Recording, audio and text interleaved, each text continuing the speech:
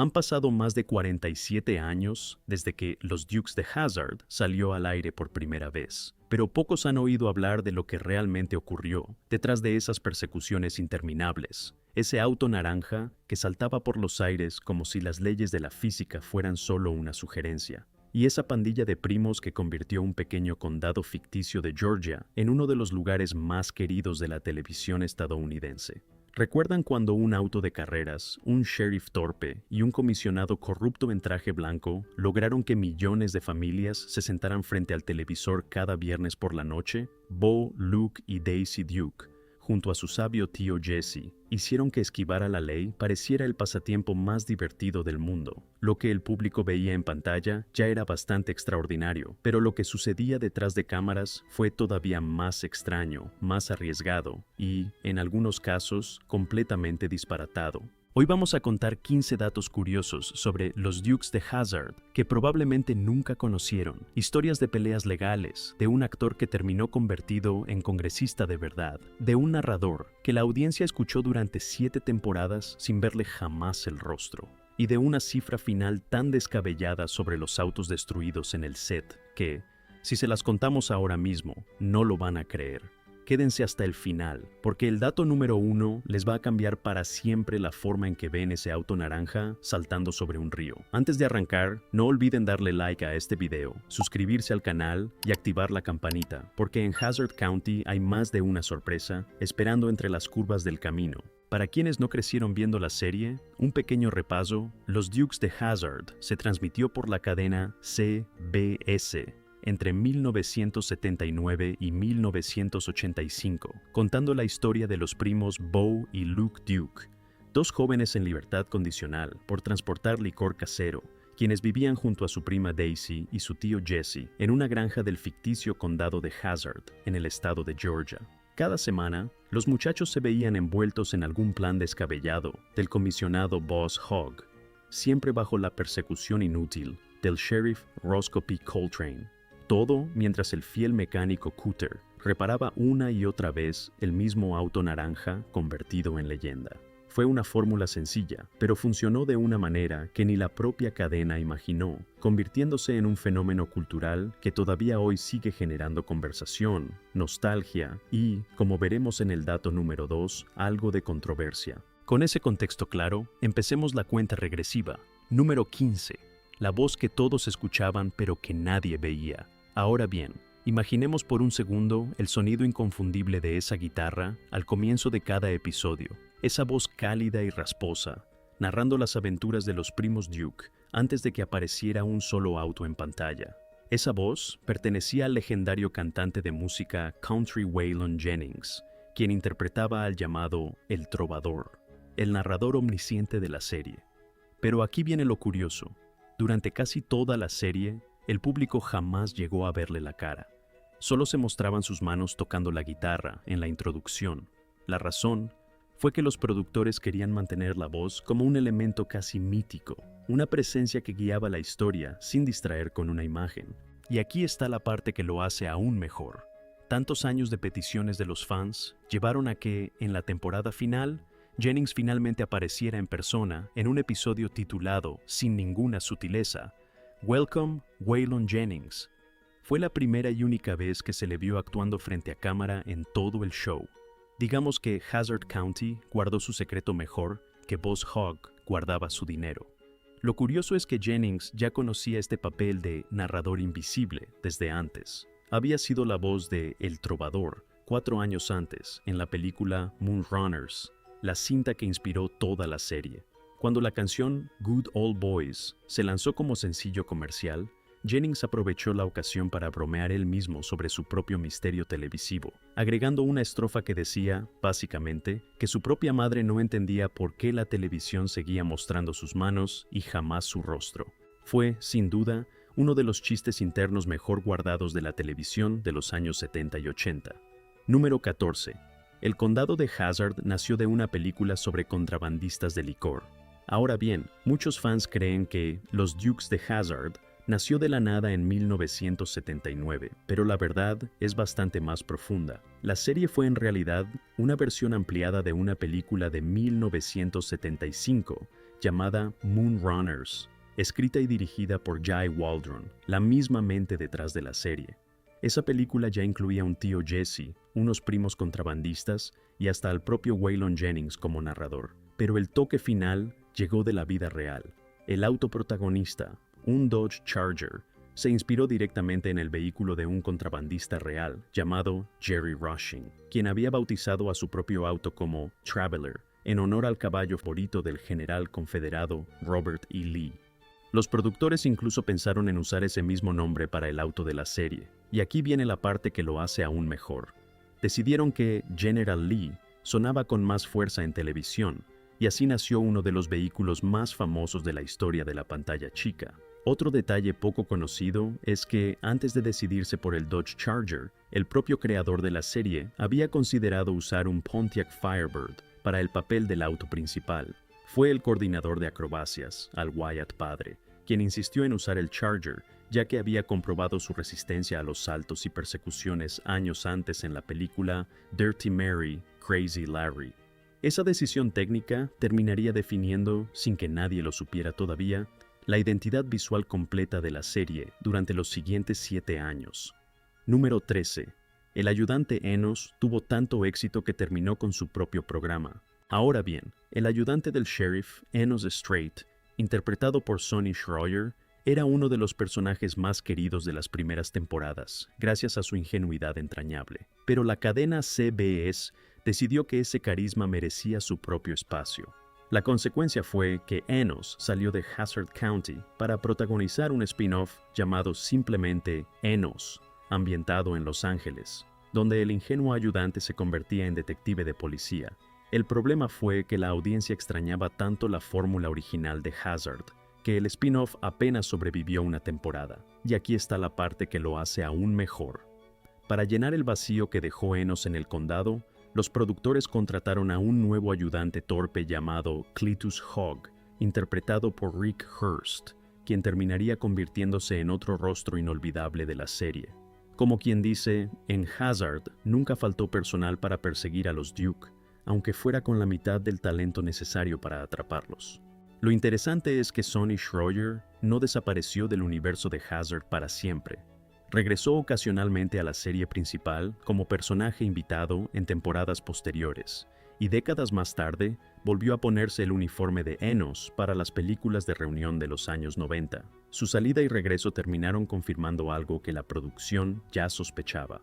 Los fans de Hazard County eran extremadamente leales a sus personajes favoritos, y no había forma de reemplazar esa química fácilmente, ni siquiera trasladando al personaje a una ciudad completamente distinta. Número 12. El bondadoso tío Jesse antes fue el hombre que casó a Bonnie y Clyde. Ahora bien, para varias generaciones, Denver Pyle será por siempre el entrañable tío Jesse, la brújula moral de la familia Duke, siempre listo con un consejo sabio y un plato de comida caliente. Pero antes de convertirse en ese abuelo cariñoso de la televisión, Pyle tuvo una carrera enorme interpretando villanos y forasteros duros en el cine y la televisión de mediados de siglo. La reversa más impactante llegó en la película Bonnie and Clyde de 1967, donde interpretó al implacable Texas Ranger Frank Hamer, el hombre que finalmente da caza y termina con la vida de la famosa pareja de criminales. Y aquí viene la parte que lo hace aún mejor. Apenas 12 años después, ese mismo actor que había interpretado al cazador de forajidos terminó protagonizando a un antiguo contrabandista de licor, convertido en el pilar familiar más honesto de la televisión estadounidense. Denver Pyle tenía 58 años cuando se puso por primera vez el sombrero de paja del tío Jesse, siendo el miembro de mayor edad del elenco principal. Antes de eso, Pyle ya era una cara conocida para el público de la televisión sureña gracias a su papel de Briscoe Darling en The Andy Griffith Show, el líder de una excéntrica familia de montañeses. Su trayectoria como actor de reparto en decenas de películas del oeste junto a estrellas como John Wayne le dio una credibilidad enorme frente a la cámara, algo que resultó fundamental para que el público le creyera de inmediato como el patriarca sabio y confiable de la familia Duke, sin necesidad de mucho desarrollo adicional del personaje. Número 11. El corrupto Boss Hogg en realidad hablaba 5 idiomas y trabajó en inteligencia militar.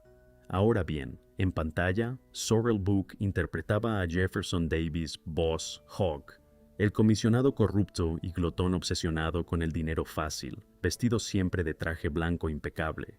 Pero fuera de cámara, Booke era prácticamente lo opuesto a su personaje. Se graduó de la Universidad de Columbia a los 19 años, obtuvo una maestría en la Escuela de Teatro de Yale y era fluido en nada menos que 5 idiomas, incluyendo japonés y ruso. La razón por la que dominaba tantos idiomas fue su servicio durante la Guerra de Corea, donde trabajó como oficial de contrainteligencia del Ejército de los Estados Unidos, utilizando precisamente esas habilidades lingüísticas para labores de inteligencia. Y aquí está la parte que lo hace aún mejor. Booke usaba un traje relleno para parecer más corpulento en pantalla, ya que en la vida real tenía una contextura mucho más delgada que la de Boss Hogg. El hombre que interpretaba al villano más torpe de Hazard era, en realidad, uno de los actores más cultos y preparados de todo el elenco. Para construir el característico acento sureño y arrastrado de Boss Hogg, Booke se inspiró directamente en la forma de hablar de senadores estadounidenses reales de la época, combinando algunos rasgos de personalidades políticas sureñas, conocidas por su cadencia lenta y teatral. El resultado fue una de las voces más imitadas y parodiadas de la televisión ochentera, construida, irónicamente, por uno de los actores con mayor formación académica de todo el reparto. Número 10. El Sheriff Roscoe tenía un parentesco sorprendente con una de las duplas musicales más famosas de Estados Unidos. Ahora bien, James Best interpretaba al inolvidable Sheriff Roscoe P. Coltrane, el hombre que perseguía a los Duke sin descanso solo para terminar estrellado contra un lago casi todos los episodios. Lo que pocos saben es que Best tenía un cinturón negro en karate y una conexión familiar poco conocida. El hermano de su madre biológica era Ike Everly, el padre de los legendarios Everly Brothers, el dúo que definió buena parte del sonido pop de los años 50. La historia se pone aún mejor si consideramos que, durante la Segunda Guerra Mundial, Best se entrenó como artillero de un bombardero B-17, pero cuando terminó su entrenamiento, la guerra ya casi había concluido, así que terminó asignado a la sección de aplicación de la ley del ejército. Y aquí viene la parte que lo hace aún mejor. Ese hombre que entrenó en logística policial militar en los años 40 terminaría, décadas después, interpretando al sheriff más torpe de la televisión estadounidense. A veces la vida escribe guiones mejores que los de Hollywood. Best también resultó ser mucho más que un actor cómico. Dentro del set, era conocido por su enorme amistad con Sorrell Booke, con quien improvisaba diálogos constantemente frente a cámara, generando muchos de los momentos más recordados entre Boss Hogg y el Sheriff Roscoe. Con los años, Best también se dedicó a enseñar actuación a nivel universitario, formando a nuevas generaciones de actores mucho después de haber colgado la placa de sheriff. Número 9. El mecánico Cooter terminó siendo elegido para el Congreso de los Estados Unidos. Ahora bien, este es probablemente el giro más insólito de toda esta lista. Ben Jones interpretaba a Cooter Davenport, el mecánico leal siempre dispuesto a reparar el General Lee sin hacer demasiadas preguntas. Pero después de que terminó la serie en 1985, Jones decidió que ya había tenido suficiente de arreglar autos ficticios y se lanzó a la política real. El resultado fue que, en 1988, fue elegido representante demócrata por el 4º distrito de Georgia, sirviendo 2 periodos completos en la Cámara de Representantes de los Estados Unidos, hasta que una redistribución de distritos le costó su asiento. Y aquí está la parte que lo hace aún mejor. En 1994 se atrevió a postularse contra el entonces poderoso Newt Gingrich, quien se convertiría poco después en el presidente de la Cámara. Jones perdió esa elección, pero se aseguró de dejar su huella en Washington antes de volver, años más tarde, a abrir una cadena de tiendas y museos dedicados a la propia serie que lo hizo famoso. De mecánico ficticio a legislador real. Pocos giros de carrera son tan Hazard como ese. Años más tarde, Jones incluso publicó unas memorias tituladas Redneck Boy in the Promised Land, donde relató con humor y honestidad su complicada juventud, su lucha contra el alcoholismo y su inesperado camino hacia la política. Hoy en día sigue tocando música country con su propia banda y continúa recibiendo visitantes en sus tiendas temáticas dedicadas a la serie, donde suele aparecer en persona para saludar a los fans que crecieron viéndolo reparar el General Lee cada semana. Pausa rápida. Si están disfrutando este recorrido por Hazard County, denle like a este video, que le indica al algoritmo que todavía hay gente por ahí que ama las buenas historias detrás de cámaras de la televisión clásica. Suscríbanse si aún no lo han hecho, y cuéntenme en los comentarios cuál de estos personajes era su favorito de toda la serie.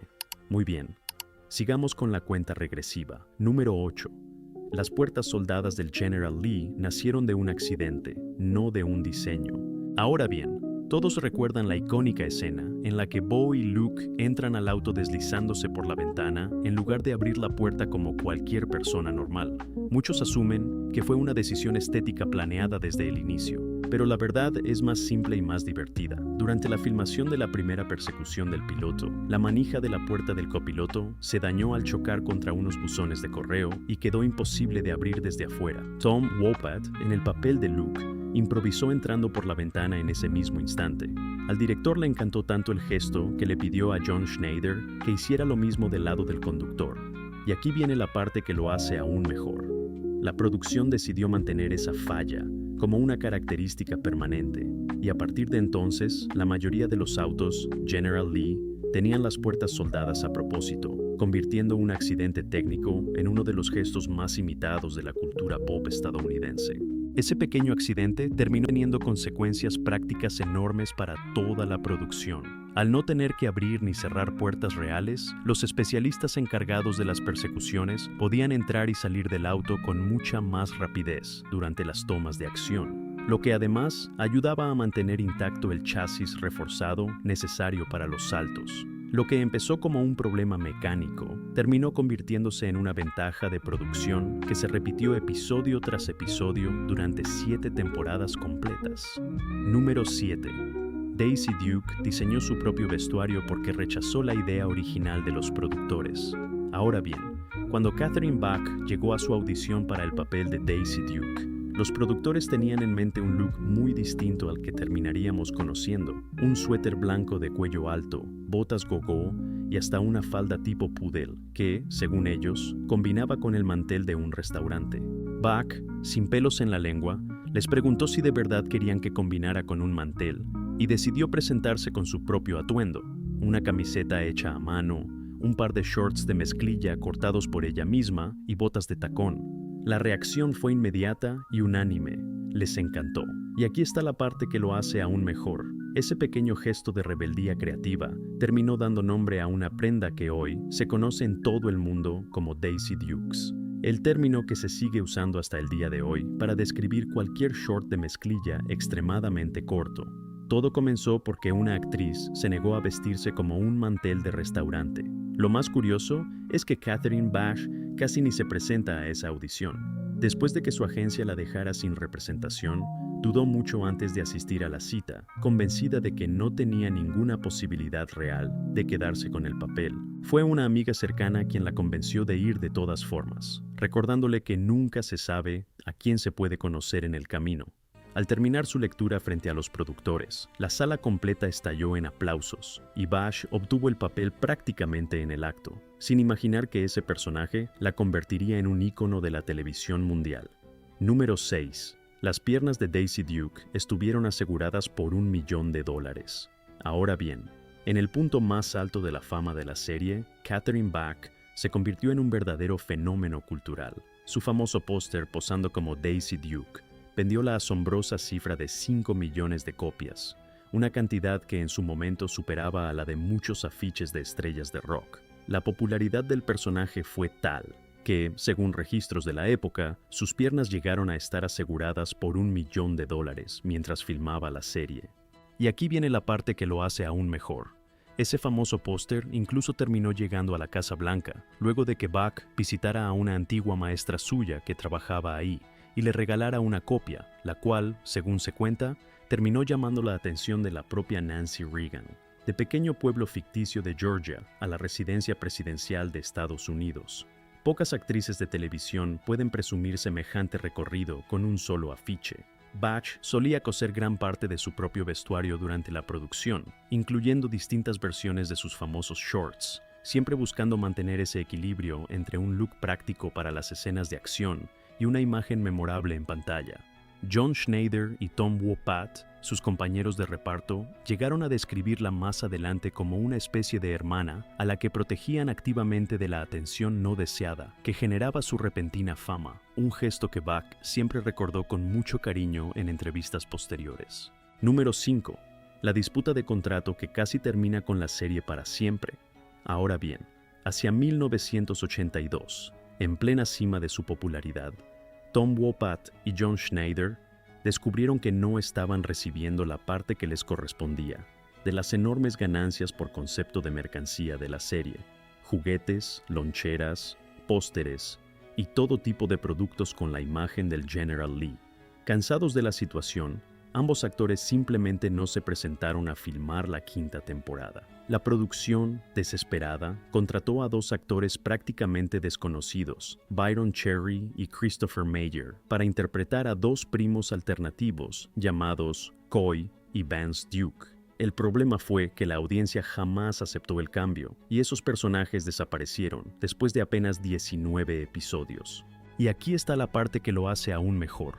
Si Wopat y Schneider finalmente llegaron a un acuerdo económico con la cadena y regresaron a sus papeles originales a comienzos de 1983. Aunque el daño en la audiencia ya estaba hecho y la serie nunca volvió a alcanzar sus niveles de popularidad anteriores, es interesante mencionar que Catherine Bash también consideró seriamente abandonar la producción durante ese conflicto, solidarizándose con sus compañeros. Sin embargo, fueron precisamente Wopat y Schneider quienes le pidieron que se quedara, argumentando que si los tres se iban a la vez, posiblemente no quedaría ninguna serie a la cual regresar.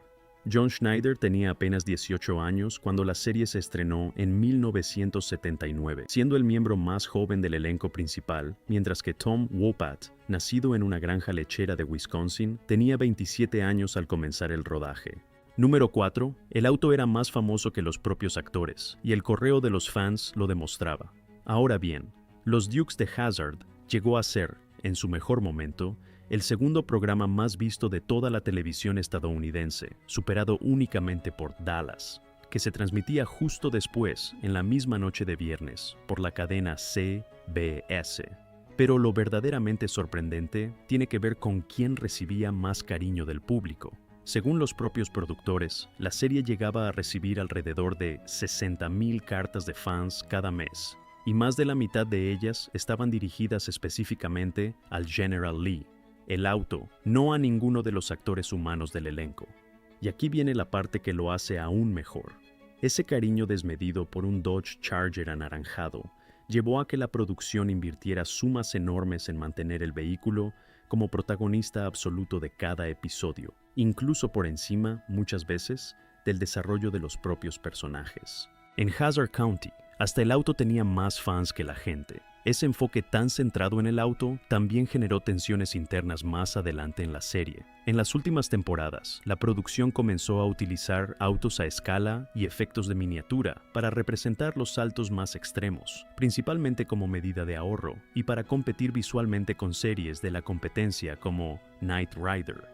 Varios miembros del elenco, incluyendo al propio Tom Wopat, criticaron abiertamente esa decisión, asegurando que le restaba autenticidad a lo que siempre había sido el sello distintivo del programa: las acrobacias reales, filmadas con autos reales, manejados por especialistas reales.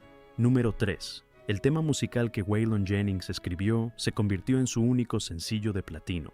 Ahora bien, esa melodía inconfundible que abría cada episodio, Good Old Boys, no fue simplemente una canción de fondo cualquiera. Fue escrita, compuesta y grabada por el propio Waylon Jennings y terminó siendo lanzada como sencillo comercial en 1980. La canción llegó al primer lugar de las listas de música country de Billboard y alcanzó el puesto 21 en la lista general Billboard Hot 100, algo prácticamente inaudito para un tema de televisión.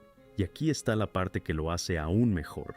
Se convirtió en el único sencillo de la carrera de Jennings en vender más de 1 millón de copias, certificado como disco de oro. En la versión comercial, Jennings incluso agregó una estrofa nueva bromeando sobre el hecho de que la serie mostraba sus manos tocando la guitarra, pero nunca su rostro, cantando literalmente que su propia madre no entendía por qué solo le mostraban las manos y no la cara en televisión. Un chiste privado convertido en uno de los temas de televisión más exitosos de la historia. La popularidad de la canción fue tan grande que, incluso décadas después del final de la serie, siguió generando regalías considerables para Jennings y su familia. La versión utilizada en la introducción del programa incluía un toque de banjo que no aparecía en la versión comercial, un pequeño detalle que los fanáticos más atentos de la música country todavía disfrutan comparando entre ambas grabaciones. Número 2. La bandera en el techo del auto que terminó dividiendo a los fans décadas después. Ahora bien, uno de los elementos más reconocibles del General Lee fue siempre la bandera de batalla confederada pintada en el techo del auto, un símbolo que en su momento la producción presentó simplemente como parte de la estética sureña de la serie. Con el paso de las décadas, ese símbolo se convirtió en motivo de un intenso debate público. En 2015, tras una tragedia relacionada con violencia motivada por el racismo en Carolina del Sur, Warner Bros. Anunció que dejaría de otorgar licencias para réplicas de juguetes del General Lee que incluyeran la bandera, y poco después, algunos canales dejaron de transmitir reposiciones de la serie. Y aquí está la parte importante de contar con honestidad. Las opiniones dentro del propio elenco terminaron divididas. Mientras algunos actores, como Ben Jones, defendieron públicamente el símbolo como una representación de la cultura sureña y no de odio racial, otros sectores del público y de la crítica consideraron que la imagen resultaba profundamente ofensiva, dado su vínculo histórico con la esclavitud. En 2020, el debate volvió a encenderse cuando algunas plataformas de streaming reconsideraron si mantener la serie disponible. Hasta hoy, sigue siendo uno de los capítulos más complejos y debatidos en la historia detrás de cámaras de la serie. Vale la pena contarlo con toda honestidad, sin tomar partido. Para algunos espectadores de la época, el símbolo representaba únicamente rebeldía y orgullo regional, dentro del contexto ficticio del programa. Para otros, especialmente con el paso de las décadas y una mayor conciencia histórica sobre lo que ese símbolo representó durante la esclavitud y la segregación, resultaba imposible separar la imagen de su significado real. Ambas posturas siguen coexistiendo hoy entre los fans de la serie y probablemente seguirán generando debate durante mucho tiempo más. Y ahora sí, llegamos al dato número 1, el que les prometimos desde el comienzo del video. Número 1.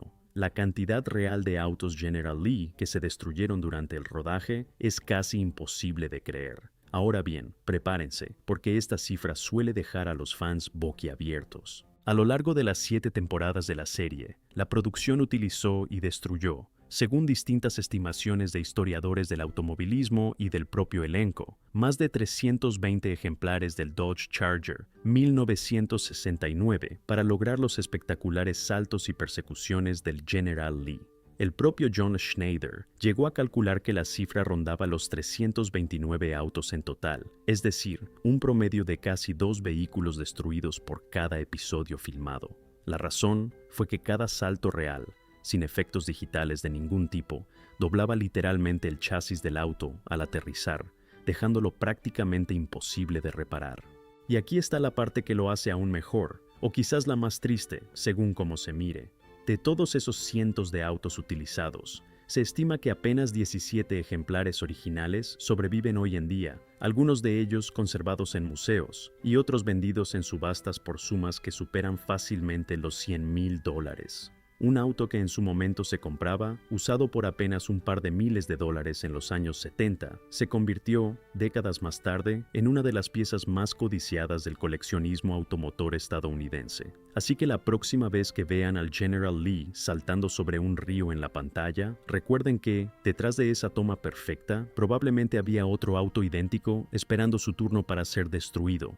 Para lograr esos saltos, los equipos técnicos colocaban entre 226 y 450 kilogramos de bolsas de arena o concreto en el maletero de cada auto, evitando así que la parte trasera se elevara demasiado en el aire y el vehículo terminara aterrizando de nariz. A pesar de todas esas precauciones, la producción no estuvo exenta de tragedia. En 1980, un camión de cámaras volcó durante una escena de persecución, provocando la muerte de un miembro del equipo y dejando varios heridos. Un recordatorio sombrío de los riesgos reales que implicaba producir semejante espectáculo semana tras semana, sin la ayuda de la tecnología digital que existe hoy en día. Y ahí lo tienen, 15 datos curiosos y sorprendentes sobre los Dukes de Hazzard que probablemente no conocían antes de este video. Desde un narrador invisible hasta un mecánico convertido en congresista, pasando por unas piernas aseguradas en $1 millón y cientos de autos sacrificados por el arte de la persecución televisiva, Hazzard County resultó ser un lugar todavía más increíble detrás de cámaras que frente a ellas. Vale la pena recordar que, aunque la serie original terminó en 1985, el legado de Bo, Luke, Daisy, el tío Jesse, Boss Hogg y el Sheriff Roscoe nunca desapareció del todo. Hubo 2 películas especiales de reunión en la televisión, en 1997 y en el año 2000, con gran parte del elenco original reuniéndose una vez más frente a las cámaras. Años más tarde, en el año 2005, llegó a los cines una nueva versión cinematográfica con un elenco completamente distinto, demostrando que, décadas después de su estreno original, aquel pequeño condado ficticio de Georgia seguía teniendo algo que decirle al público. Lamentablemente, varios de los actores originales que le dieron vida a estos personajes ya no están entre nosotros. Sorrell Booke falleció en 1994. Denver Pyle en 1997 y Waylon Jennings en el año 2002, pero su trabajo sigue vivo cada vez que alguien enciende el televisor y ve pasar volando a ese auto naranja con el número 01 pintado en la puerta. Cuéntenme en los comentarios cuál de estos datos los sorprendió más. ¿Era la historia del auto, la del narrador invisible o la del congresista que alguna vez fue mecánico? Si les gustó este recorrido, no olviden darle like, suscribirse al canal y activar la campanita para no perderse el próximo viaje a otro rincón olvidado de la televisión clásica. Hasta la próxima, buenos muchachos y buenas muchachas de Hazzard County.